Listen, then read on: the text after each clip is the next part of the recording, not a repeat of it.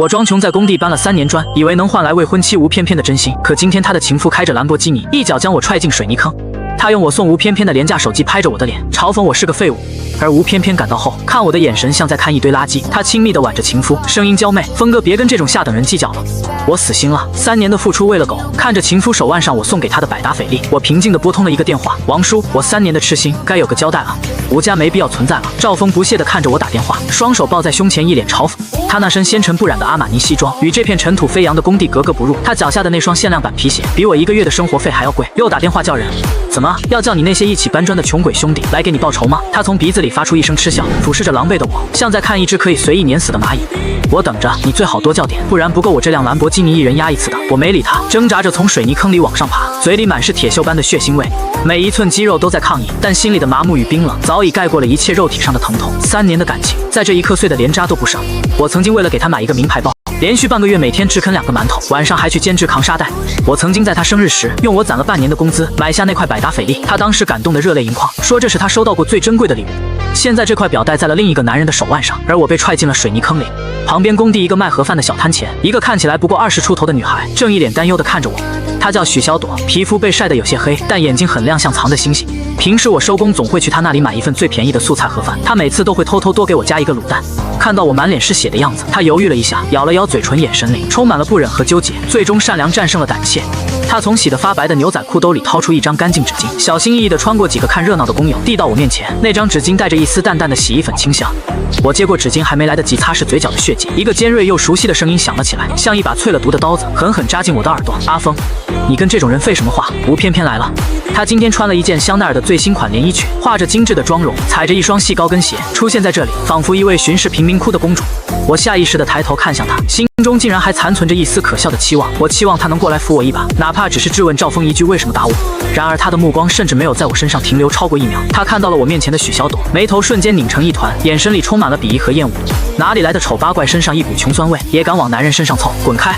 许小朵被他尖锐的骂声吓得浑身一抖，脸色瞬间惨白，抓着自己的衣角，像一只受惊的小鹿匆忙跑开了，连自己的盒饭摊子都顾不上了。吴翩翩这才把视线转向我，眉头紧紧皱起，像是在看一堆发臭的垃圾。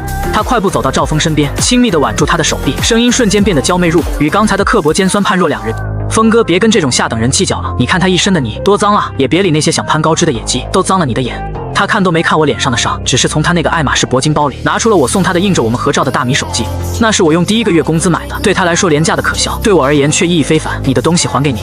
他随手一扬，手机在空中划出一道绝望的抛物线，落入我刚刚爬出来的水泥坑里，瞬间被污泥吞没，就像我们这3年的感情一样。就在此时，赵峰口袋里的手机突然开始疯狂震动，发出的声音在这片短暂的寂静中显得格外刺耳。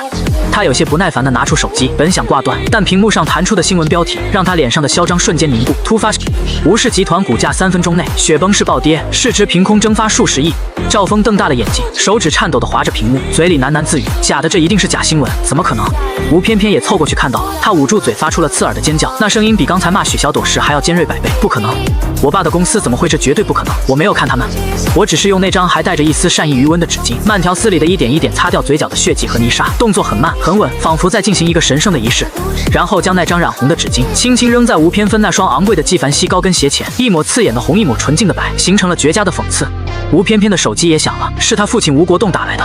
他一接通电话，那头就传来歇斯底里的咆哮，声音大到我都能听得一清二楚。周围看热闹的工友们也纷纷侧目。吴翩翩，你这个蠢货，你到底在外面得罪了什么人？公司要完了，完了！所有的银行都在催债，合作方全部单方面解约，我们的账户被冻结了。爸，我不知道啊。吴翩翩握着手机，浑身像筛糠一样颤抖起来，脸上的妆容因为惊恐而显得有些扭曲。他的目光在惊恐中四处游移，扫过赵峰，扫过周围的工人，最后死死地锁定在我身上。那张美丽的脸上写满了极致的恐惧和匪夷所思。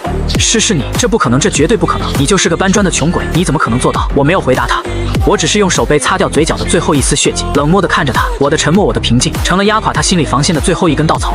这种无声的审判比任何话语都更让他恐惧。不可能，你这个废物走了什么狗屎运，傍上了哪哪个大佬，说是哪个老女人包养了你。赵峰突然暴怒起来，他无法接受这个事实，这个被他踩在脚下的废物，竟然在一瞬间颠覆了他的一切。他认为我只是在故弄玄虚，这一切都只是巧合，老子今天就废了你！他像一头被激怒的公牛朝我冲了过来，然而他还没碰到我的衣角，几个穿着黑色西装、身形健硕的男人就从一旁冲了出来，为首的是工地的保安队长张龙。没人知道，这个看似普通的保安队长，是我让王叔特意安插在这里的退役特种兵王，年薪1000万。只一瞬间，赵峰就被张龙一个干净利落的擒拿手死死地按在了地上，脸被粗暴地压在满是沙粒的地面上，发出了痛苦的闷哼。那张刚才还不可一世的脸，此刻正与泥土亲密接触。吴翩翩终于意识到自己惹到的不是一般人，眼前发生的一切已经超出了他的认知范围。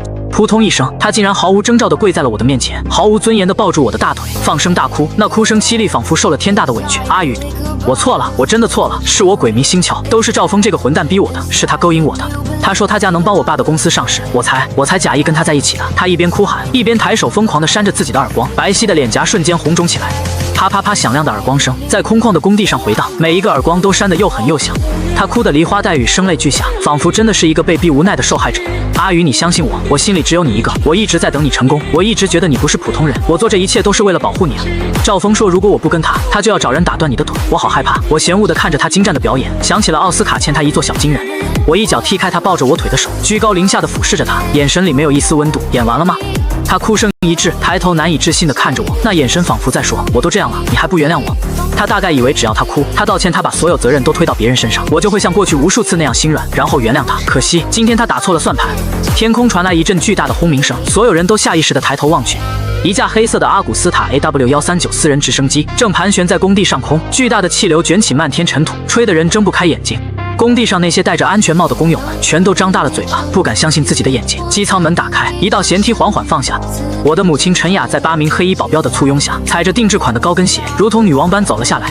她身穿一套剪裁得体的白色西装，戴着墨镜，气场强大到让周围的空气都仿佛凝固了。她看都没看周围的人，径直走到我面前，摘下墨镜，露出一双保养得宜却锐利如鹰的眼睛。当她的目光落在我红肿的脸颊和破损的嘴角上时，那双锐利的眼中闪过一丝冰冷的心疼。她伸出手，用指尖轻轻碰了碰我脸上的伤口，动作轻柔，声音却冷得像冰。疼吗？我摇了摇头。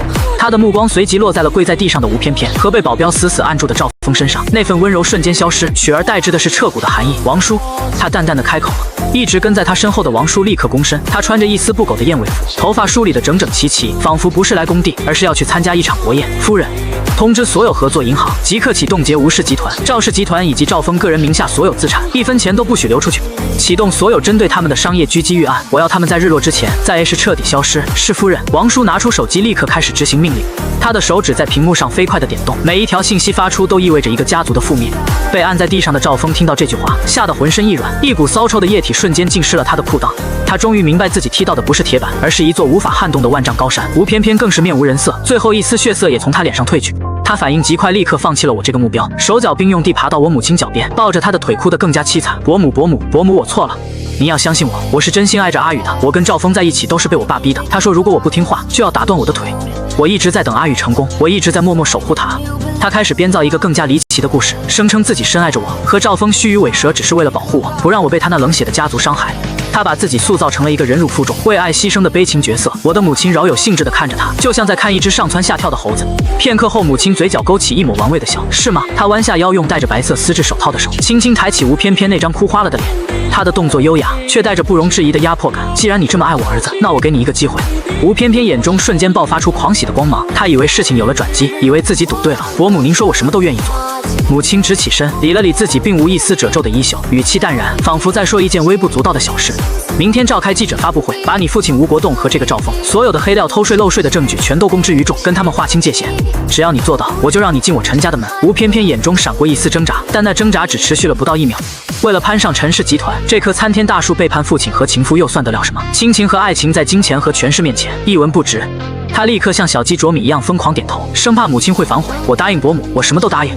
我早就看我爸不顺眼了，他就是个为了钱不择手段的混蛋。还有赵峰，他就是个玩弄女性感情的人渣。我明天就揭发他们。看着他这副迫不及待的样子，我心中最后一点怜悯也消失殆尽。这出好戏才刚刚拉开序幕。第二天，一场盛大的记者发布会就在全城最高档的酒店宴会厅举行。陈家的能量是巨大的，一夜之间，全城所有主流媒体的记者都被邀请到了现场，闪光灯密集的如同白昼。为了自证清白，攀上豪门，吴翩翩豁出去了。聚光灯下，她穿着一身素白的连衣裙，未施粉黛，画着精致的淡妆，看起来楚楚可怜，像一朵被风雨摧残过的小白花。她站在台上，对着无数的镜头和闪光灯，声泪俱下。她控诉父亲吴国栋如何为了利益逼迫她，如何冷血无情地将她当作商业联姻的工具。她讲述了自己从小到大是如何活在父亲的阴影下，没有一丝自由。他又控诉赵峰如何花言巧语地欺骗他，如何无耻地利用他的感情，将他玩弄于股掌之间。而他自己则是一个为了真爱，勇敢反抗邪恶家族的悲情女主角，一个为了守护心爱之人，不惜与全世界为敌的伟大女性。为了表示自己的决心，她甚至当众抛出了一叠厚厚的关于吴国栋公司偷税漏税以及赵峰非法集资的帖证。那些文件里有账本复印件，有银行流水，甚至还有几段偷偷录下的录音。准备得如此周全，可见他早就留了后手。只不过原本这些证据是用来威胁他父亲和赵峰的筹码，现在却成了他献给陈家的投名状。我今天站在这里，就是要和过去的一切做一个了断。我不要荣华富贵，我只要和我的爱人陈宇站在一起。他说到动情处哽咽的几乎说不出话，那份真诚几乎骗过了在场的所有人。台下的记者们都被他真诚打动了，闪光灯闪烁得更加频繁，无数同情的目光投向他。网络直播的弹幕上也满是心疼小姐姐，姐姐好勇敢，渣爹和渣男都去死之类的言论。看着台下众人的反应，吴翩翩的嘴角抑制不住的微微上扬，他以为他赌赢了。他深情地带着一丝胜利者的姿态，看向坐在台下第一排的我，准备上演一出浪子回头金不换，有情人终成眷属的戏码。他甚至已经想好了，等发布会结束，他就要扑进我怀里，告诉我他为了我付出了多少，受了多少委屈。就在此时，我站了起来，在全场愕然的目光中，我一步一步走上了舞台，从他手中拿过了话筒。吴翩翩有些不解地看着我，但脸上依然保持着温柔的微笑。他以为我是要上台来配合他宣布我们即将订婚的消息，他甚至向我伸出了手，准备与我相拥。我没有理会他伸出的手，也没有说话，只是对着后台的技术人员打了个响指，然后按下了手中遥控器的播放键。会场中央那块巨大的 LED 屏幕瞬间亮起，一段无比清晰的视频开始播放，场景是一家5星级酒店的总统套房，画面奢华，香槟、玫瑰，一切都充满了暧昧的气息。主角正是吴翩翩和赵峰。视频里，吴翩翩穿着性感的真丝睡衣，手里正把玩着我送给她的那块百达翡丽。她一脸得意地对躺在床上的赵峰说：“峰哥，你再忍忍，今天也是迫不得已。那个穷鬼突然发疯，等我搞定陈宇那个蠢货，再把他那个老不死的妈哄开心了，整个陈氏集团还不都是我们的？他真以为我喜欢他？喜欢他满身的汗臭味，还是喜欢他那双搬砖的手？要不是看在他妈有点钱的份上，我多看他一眼都觉得恶心。到时候我把他一脚踹了，我们俩就能永远在一起，想怎么玩就怎么玩。他那笔钱足够我们挥霍几辈子了。”视频播放完毕，全场死寂。吴翩翩脸上的笑容僵住了，化为无尽的恐慌和绝望。她脸上的血色瞬间褪尽，身体摇摇欲坠。我走到她身边，将话筒递到她嘴边，用只有我们2个人能听到的声音轻声说：“惊喜吗？这块百达翡丽是我亲手设计的，里面装了全球最小的定位器和录音设备。亲爱的翩翩，你应该会喜欢这份礼物吧？”吴翩翩在发布会现场被这惊天反转彻底击溃，她的大脑一片空白，所有的算计，所有的表演都在这一刻化为泡影。在全场记者和摄像机的注视下，她两眼一翻，当场昏厥了过去。救护车呼啸而来，将她狼狈不堪地抬走。媒体的闪光灯将她那张绝望扭曲的脸永远地刻录了下来。一夜之间，她从为爱反抗家族的悲情女主变成了全网唾骂的世纪第一拜金女顶级心机绿茶，成了年度最大的笑话。她的名字和那段视频成了网络上最热门的梗。吴国栋和赵峰因为他大义灭亲抛出的确凿证据被警方迅速带走调查，等待他们的将是牢狱之灾。吴氏集团在多重打击下，当天下午就宣布破产清算，彻底崩盘。而我陈宇也在那场发布会后正式恢复了陈氏集团唯一继承人的身份，在商界和网络上都引起了轩然大波。过去3年我在工地的体验生活也被媒体包装成了一个励志的传奇故事。我以为这场闹剧该收场了，但一条新闻再次引爆了全网。10世纪拜金女吴翩翩在医院被查出已怀孕8周，周末吴翩翩买通了记者，在医院的 VIP 病房里接受了一场独家专访。视频里她穿着病号服，脸色苍白，虚弱地靠在床头，手上还插着输液管，她哭得撕心裂肺，上演了比发布会更加惊天的反转。她声称肚子里的孩子是我的，她哭诉我隐瞒身份的真相，根本不是为了考验她，而是因为我早就想好了要抛弃她。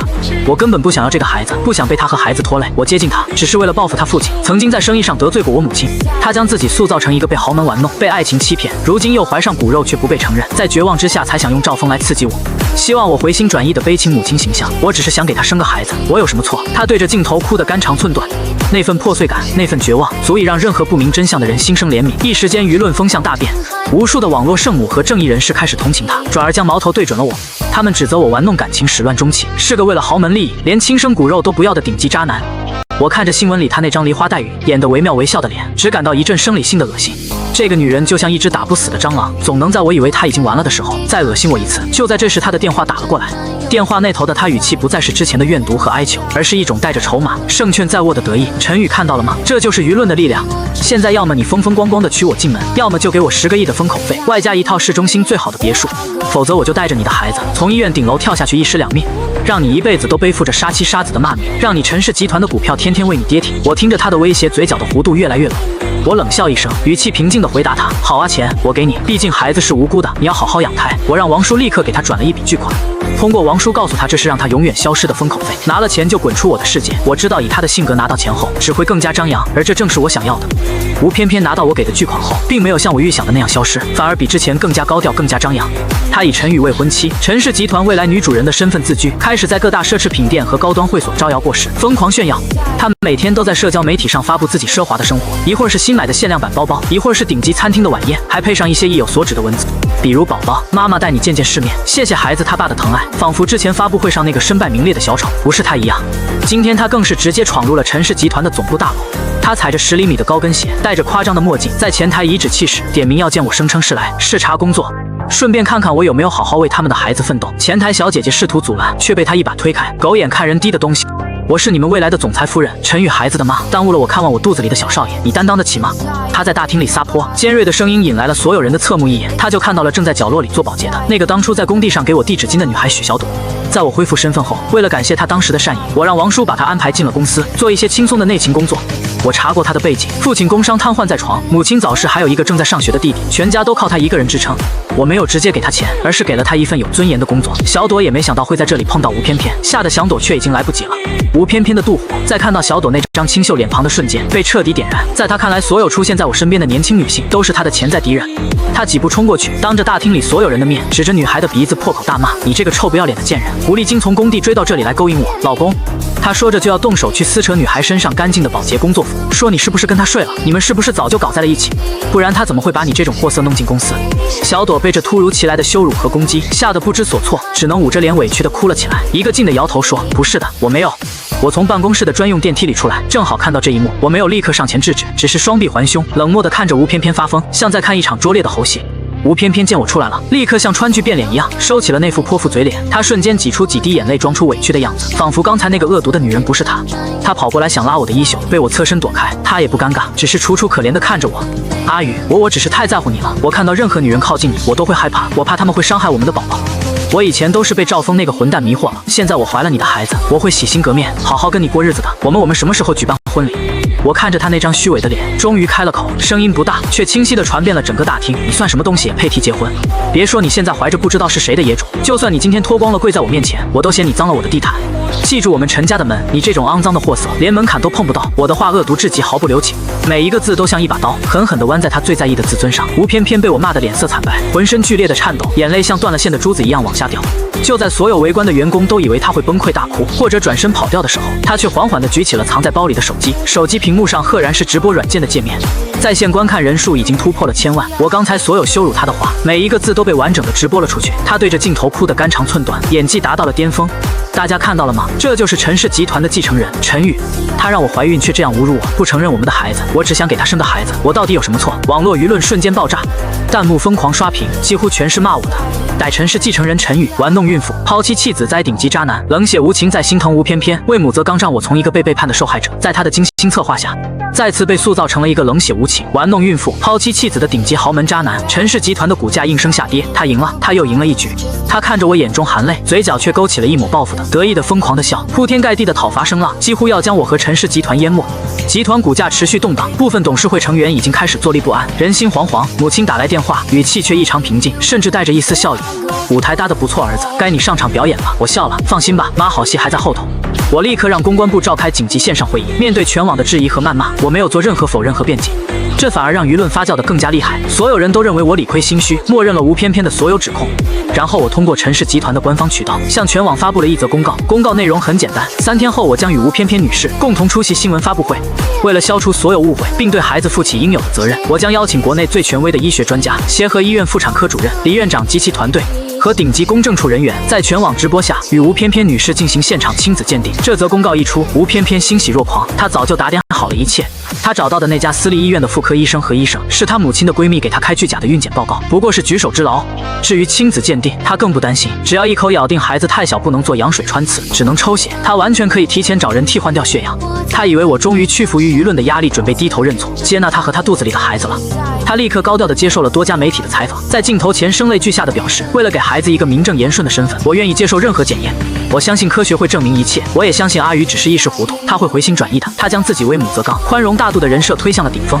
发布会当天，全球媒体聚焦，直播间的在线人数再创新高，所有人都伸长了脖子，等待着这场世纪豪门大戏的最终结局。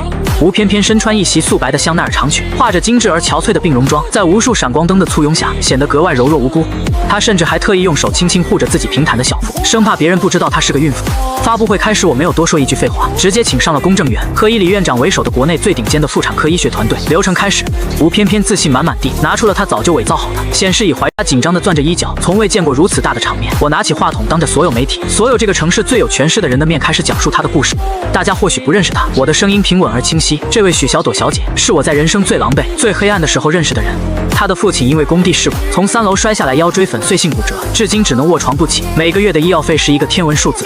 他的弟弟为了给父亲凑医药费，辍学去工厂打工，每天工作16个小时，而他在工地上卖几十份盒饭，赚那点微薄的利润来支撑起整个摇摇欲坠的家。徐小朵已经泪流满面，她捂着嘴拼命不让自己哭出声来，但她从未放弃过善良，从未因为生活的苦难而对这个世界失去温柔。在我最不堪的时候，是她递给了我一张干净的纸巾。从今天起，我将以陈氏集团的名义无条件资助许小朵小姐和她的弟弟许小雨完成从本科到博士的所有学业。全球任何一所大学，只要你们能考上，无论是哈佛、牛津、剑桥还是麻省理工，学费、生活费、研究经费我全包。全场爆发出更加热烈的掌声和赞叹声。我看着台下，看着所有的镜头，看着那些闪烁的闪光灯，掷地有声地宣布了我的最后一个。这无数的镜头用不带一丝一毫感情的最专业的语调，一字一句地宣布，经过本院专家团队严密检查，吴翩翩女士的子宫内无任何孕囊组织，未见胎心搏动，临床诊断结果为未怀孕，全场死寂1秒、2秒，然后是山崩海啸般的哗然。我没有给吴翩翩任何喘息和辩解的机会，我再次按下了遥控器。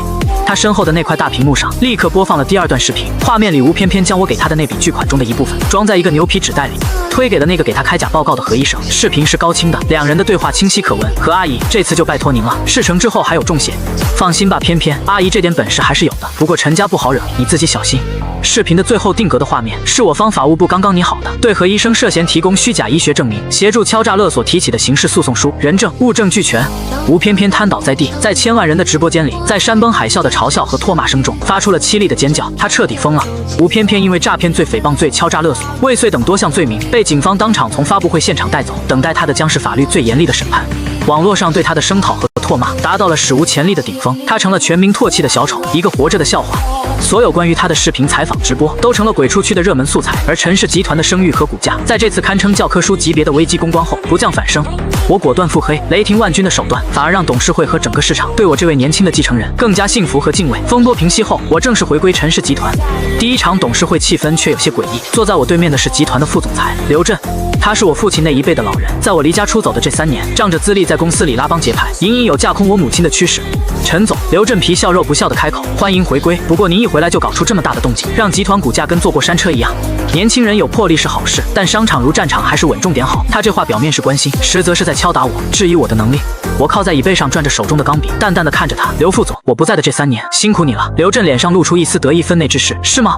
我话锋一转，眼神陡然变了。那你用公司的资金在外成立自己的空壳公司，再用这些公司和集团做关联交易，掏空公司资产，也是分内之事。刘震的脸色唰的一下白了，你胡说八道，血口喷人。我没理他，只是对王叔点了点头。王叔将一份份文件发到每个董事的面前，这里是刘副总过去3年所有的关联交易记录以及资金流向的详细报告。证据显示，他至少侵吞了集团5个亿的资产。我顿了顿，看着面如死灰的刘震，补充道：“哦，对了，在吴翩翩事件中，市场上那几股恶意做空我们公司股票的神秘资金，我们也查到了源头，账户就在刘副总您儿子的名下。”全场哗然。刘震，你还有什么想说的吗？我冷冷地问。刘震瘫在椅子上，一句话也说不出来。保安。我淡淡的开口，把刘副总请出去，直接交给经侦部门。雷厉风行的手段瞬间震慑了整个董事会。那些原本还想看我笑话的老家伙们，此刻都噤若寒蝉。处理完内部的蛀虫，我的目光再次投向了外部。赵家和吴家虽然倒了，但他们的根基还在，特别是赵家，并非只有赵峰一个不成器的独子。我动用了一些关系，将正在看守所里等待审判的赵峰保释了出来。我没有见他，王叔直接出现在他面前，递给了他一份合同。陈氏集团总部大楼顶层总裁专用卫生间清洁工合同，月薪3500险1金，包吃住，工作内容专门负责打扫我的私人卫生间。赵峰看到合同后气得浑身发抖，暴跳如雷，他一把将合同撕得粉碎，指着王叔的鼻子大骂我羞辱他，说他就算是死也不会签这种合同。王叔只是平静地从公文包里拿出另一份一模一样的合同放在他面前，赵先生，这是你唯一的选择。王叔的声音没有丝毫波澜，要么签了它，要么你之前非法集资的案子还有很多有趣的细节可以深挖。比如那几个因为你而家破人亡的投资人，我想检方会很乐意追加起诉，足够让你把牢底坐穿，一辈子都别想出来。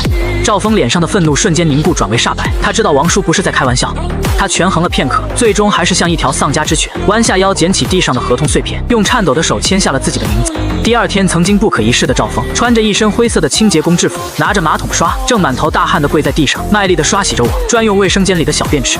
那间卫生间比他以前的卧室还要大，全套设备都是从意大利进口的。我每次去卫生间都会不小心的将洗完手的水甩到他那张卑微的脸上，或者会不经意的把抽完的雪茄烟灰弹在他的身上，然后我会拿出那部他曾经用来拍打我脸的廉价手机，对着他卑微如狗的样子拍下一张又一张的照片，笑一个啊，赵总，你以前不是很威风吗？用兰博基尼压人不是很爽吗？怎么现在跟条狗一样？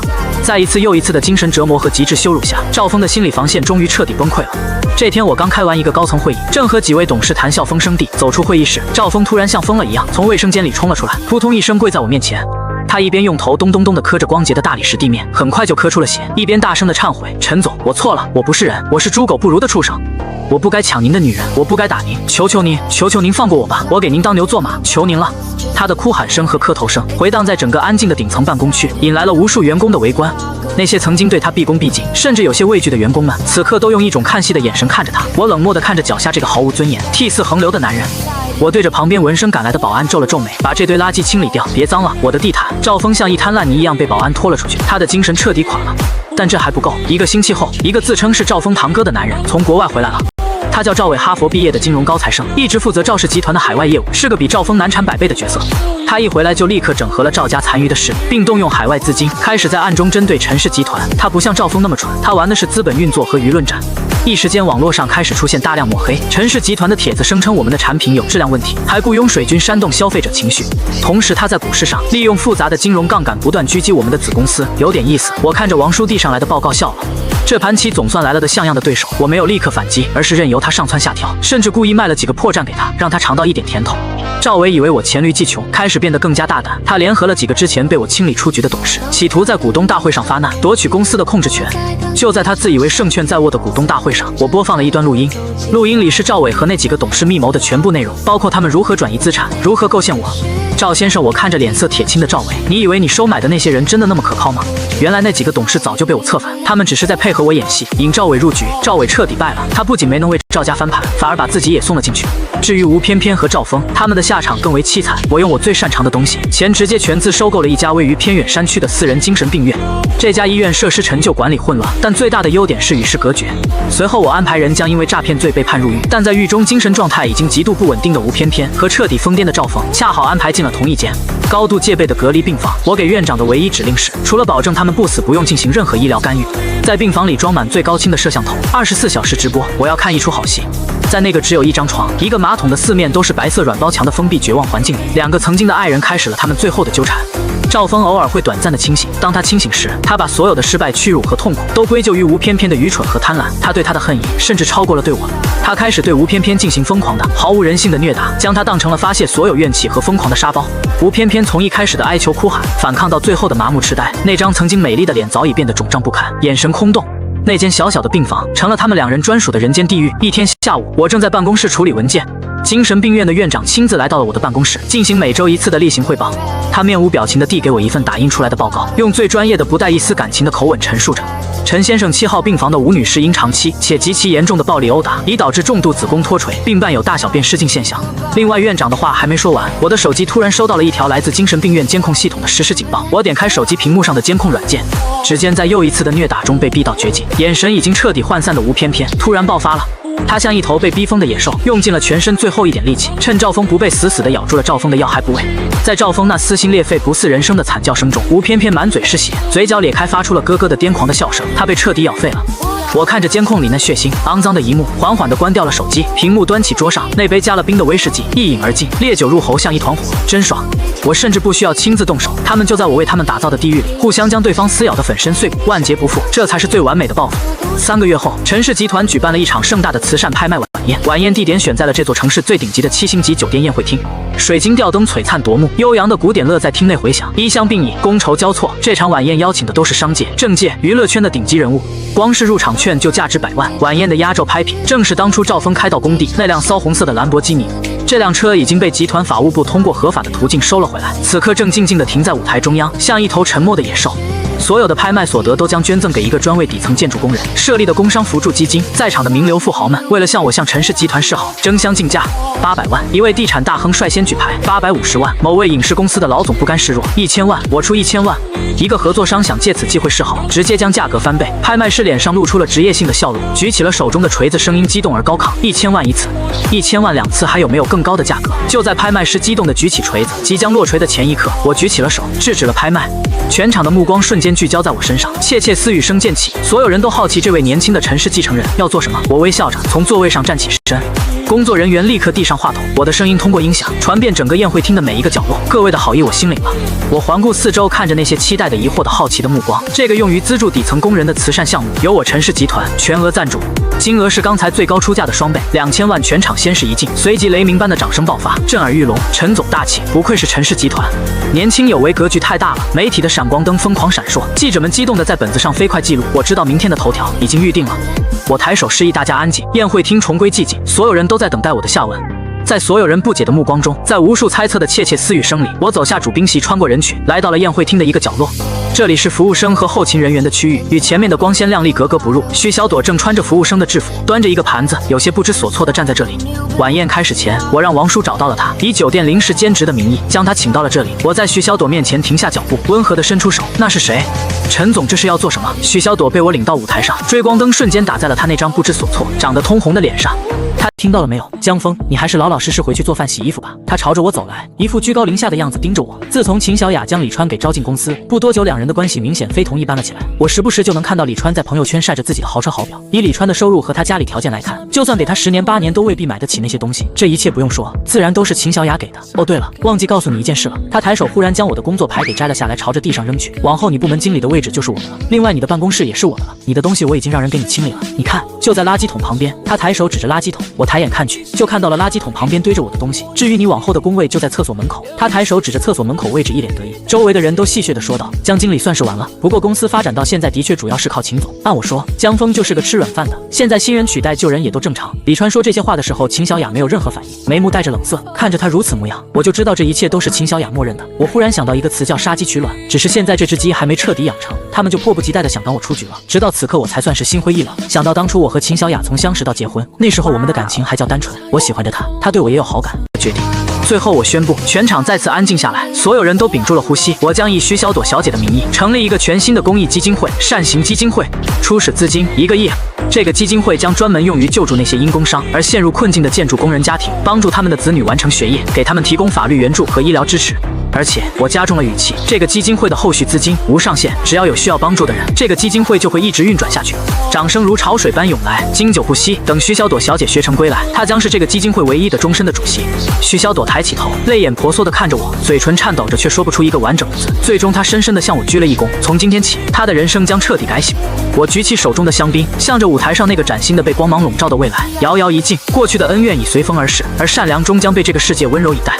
1年后，许小朵以全省状元的身份考入了清华大学，选择了社会学专业。她的弟弟许小雨也重返校园，并且展现出了惊人的物理学天赋。